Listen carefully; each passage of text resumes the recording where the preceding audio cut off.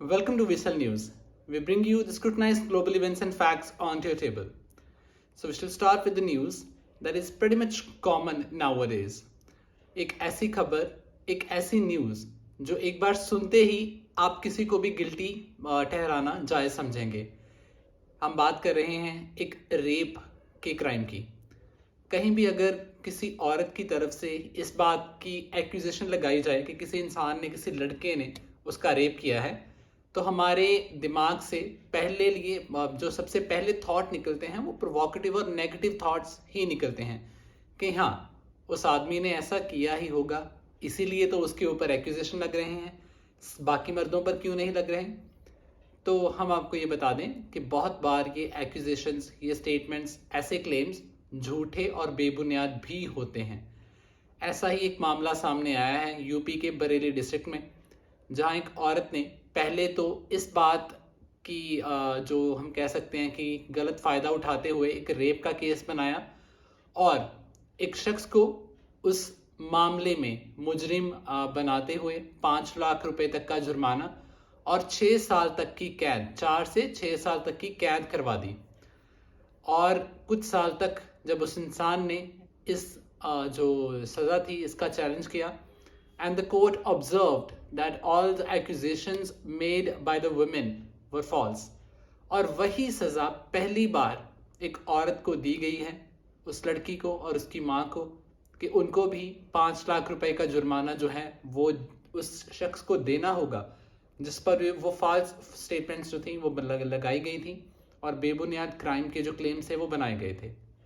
ऐसा बहुत बार हो जाता है कि जो क्राइम्स की इंक्लिनेशन है उसको मद्देनज़र रखते हुए हम एक जेंडर बायस्ड अपना बना के रखते हैं कि हाँ, अगर औरत के साथ कुछ हुआ है तो मर्द ने ही किया होगा. हो सकता है औरत झूठ बोल रही हो, या हो सकता है वो मर्द झूठ बोल रहा हो, कुछ भी हो सकता है. एक जनरलाइजेशन बनाना भी गलत बात है.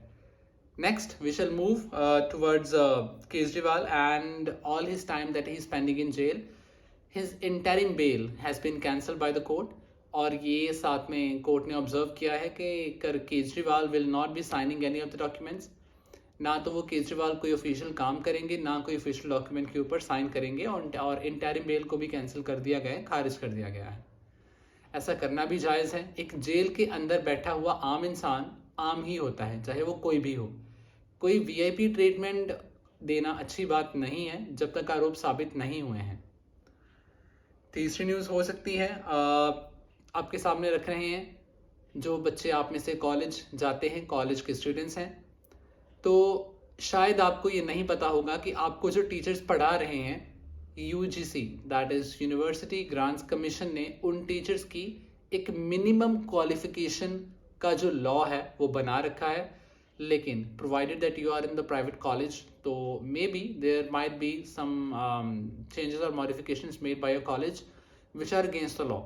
तो आपके कॉलेज ने हो सकता है कि बैचलर पास्ट किसी टीचर को आपका टीचर रखा हो when you are also studying bachelors, और हो सकता है एक मास्टर्स के कैंडिडेट को आपका टीचर बनाया हो, जबकि जो यूजीसी की प्रिलिमिनरी गाइडलाइंस हैं उसके अकॉर्डिंग या तो एनईटी का एग्ज़ाम दिया हो या फिर कैंडिडेट पीएचडी होल्डर हो, only then he is eligible to teach you. और यही फैसला सुनाते हुए आगे की जो रिक्रूटमेंट लेटर्स साइन इन हुई थी उन सबको खारिज कर दिया गया है.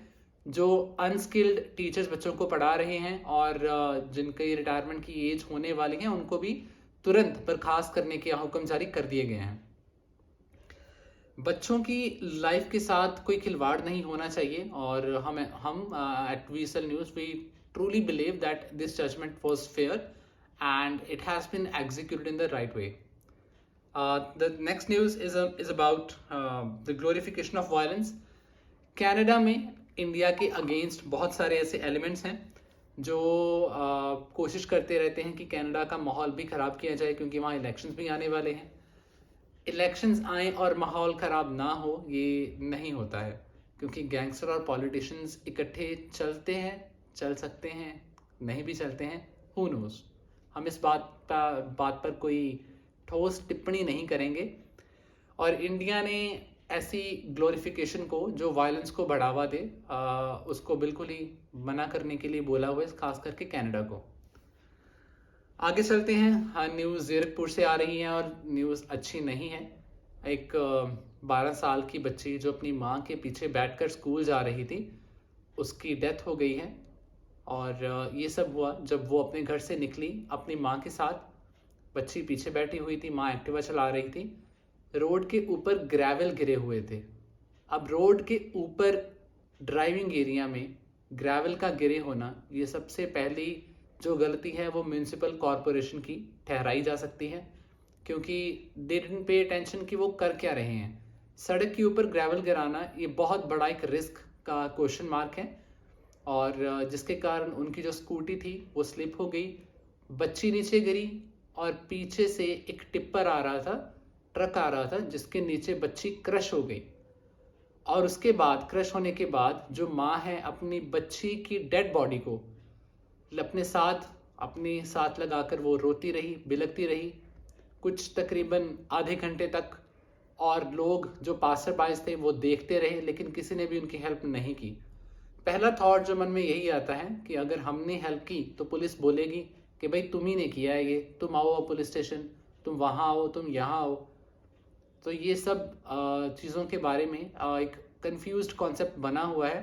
The people are not ready to help anybody who is lying in the blood pool on to the road side. मे भी शायद अगर हम वहाँ होते तो हम भी वहाँ कुछ ना करते। तो ऐसी कंडीशंस से कुछ नहीं किया गया और एम्बुलेंस वहाँ पे आई और दोनों को लेकर वहाँ पे लोकल हॉस्पिटल में दाखिल करवाया गया। बच्ची को वही मौके पर ही डेड करार दे दिया गया था। ऐसे हादसे दोबारा तो नहीं होने चाहिए, लेकिन म्यूनिसिपल कॉरपोरेशन को चाहिए कि वो भी अपना कुछ फर्ज समझे। आज के लिए इतना ही। Thank you.